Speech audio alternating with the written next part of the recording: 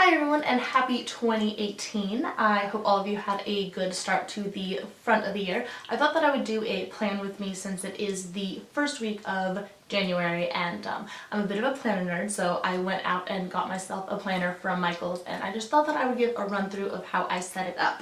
I talked about a planner in my What's in My Purse video about a month ago, I would say, and I wasn't sure if I wanted to use a planner, so I just grabbed one from CVS that was like super inexpensive because I wanted to get one of these kind of like chunkier planners that I have been seeing that you can kind of like interchange all of the inserts and such. And so after Christmas, after using this one, which I literally picked up for like $4, I did end up using it. I did like it. There were some things that I wanted to change. And if I was going to use it for a whole year, I kind of wanted to pick myself up one of these, so I ended up buying one.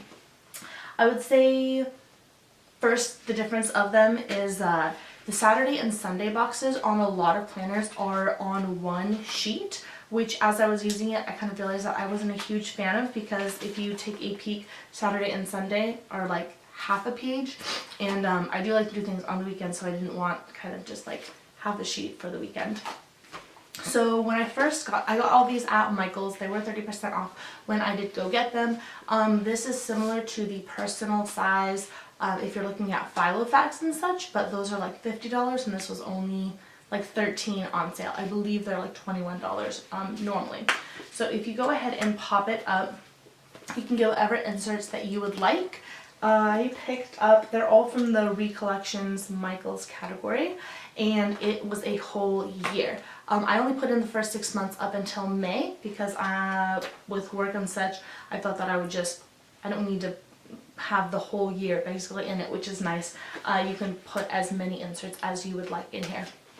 So I went up until May, and then I'll kind of do another one in the summer and then the start of the next year. And they are blank, so you can go ahead and fill them out, which I also do think is a good idea, especially if you're not doing as many things one month, or you decide to pick it up and start it up again. You don't have to like stick to the months that they are, and if you kind of like don't use it for a month, you don't feel like, oh, I spent all this money on this planner that I'm not using. You can just kind of bank it and I don't know, keep these weeks and use them later on when you do use them. These ones I did notice because it goes from Sunday to Saturday, and every single day of the week has the real estate is the same. So it doesn't matter if it's Saturday, it doesn't matter if it's Monday, you can have the same amount of room. Also, I don't look at like times. If you're a time person and want to say this is what I'm doing at this time or this time or this time, and they kind of have it timed, this does not. They're all blank. And for me personally, I like that just because I just write down the times of it, and I don't like to squish it in, because otherwise I have all this room. Let's say I'm not doing anything in the morning and then I tend to do things in the afternoon. It feels like half of it's wasted if you use the time slots, but that is a personal opinion. Now I did add one more thing to this because I do like journals more so than loose leaf pages, but I just loved how this looked. So I decided to pick one of these up. But you can get all these booklets also from the Recollections at Michaels, and I chose just this one, and it's just lined pages. So if you want, there's these ones, there's to-do ones, there's like budgeting for like monthly budget, or there are recipes and things like that. So I just liked that I could have everything kind of in one go. I like how I could have those extra added notebooks in here and just kind of like take this everywhere where I go, because I have like this little booklet which just has like notes and such, and then this little booklet that has notes and such. So in my purse or bag or whatever I'm carrying, it kind of like all adds up, and I just liked how this looks, and you can shove it all in there, and it is one organized place for everything. There are different slots, so if you want to like put credit cards or something in here, you can. There is one of these to put like receipts, or maybe like sticky notes that you put on the very back. There also is one of these, so you can put like a journal in there. And then I did pick up a pen. It's like an archival ink pen, so it doesn't like go on the other pages and such like that. So it looks all fancy. It's nice. It fits into this little pen slot right here. And I just liked how it writes and it doesn't kind of bleed on the other pages. Opening this up, I'll show you my January spread.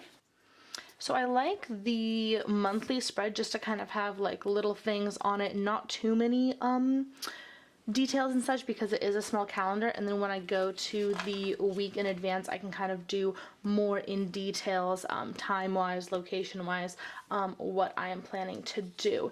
Every single month I do write for type 2 diabetes website, so I kind of want to come up with 4 recipes a month, and then I could go ahead and then whatever week I could choose which recipe that I would kind of want to do. So for this week I'm doing an avocado chocolate pudding, so I put that down just to make sure to make it for the week.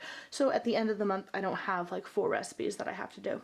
These are the 3 tabs that came with the journal, and the first one is just a to-do list. So these are just kind of things that you can do, and I just like how it has a little check mark. I did go ahead and drop off my car today, so I could go ahead and say that. There is I watched a video on like how to reflect on 2017 to make 2018 really good, so I do want to go ahead and reflect on that. I have some questions. I am currently filming this, so I can go ahead and take that off once I edit it, and I just liked how there are all of these to-do lists. The second little tab has kind of like a grid, and along with recipes, instead I used to put them like on sticky notes, but I want to have the directions and all of the ingredients and such per recipe, so that when I go ahead and type them up at the end of the month I have it all nice in one spot. So I'm going to go ahead and put all of the January recipes that I create here. So this is the first one that I had made, and then I'll put the avocado chocolate pudding on this side when I do go ahead and do that later on this week. The third tab right here is just lined paper, and I am tracking what I am purchasing every month, just kind of like how much I spent on gas, how much I spent on food, just to kind of track that so I know just for the future. This is a little booklet that I ended up getting. I just liked how it was bound because all of these are kind of a loose leaf, but I did want to have a book that I could take out and kind of have more for notes and such. So currently what I have on that first page is reflecting on 2017, and there are 6 categories to it, and then on each of these there's kind of like a question saying what did you accomplish, what disappointed you, and what would you change. So I'm going to go ahead and fill those out just for myself going into 2018. So I hope you liked my setup of my 2018 agenda. I hope every single one of you has a fantastic start to 2018, and if you like to plan, go grab yourself a journal. If not, that's okay too. I just thought that I would share it because I was super excited about getting this, since I have been kind of toying with the idea of in my head and kind of trying it out with this one. But this is the one that I kind of wanted for 2018. If you did like the video, give it a thumbs up and hit the subscribe button, and I hope to see you in a future video. Bye!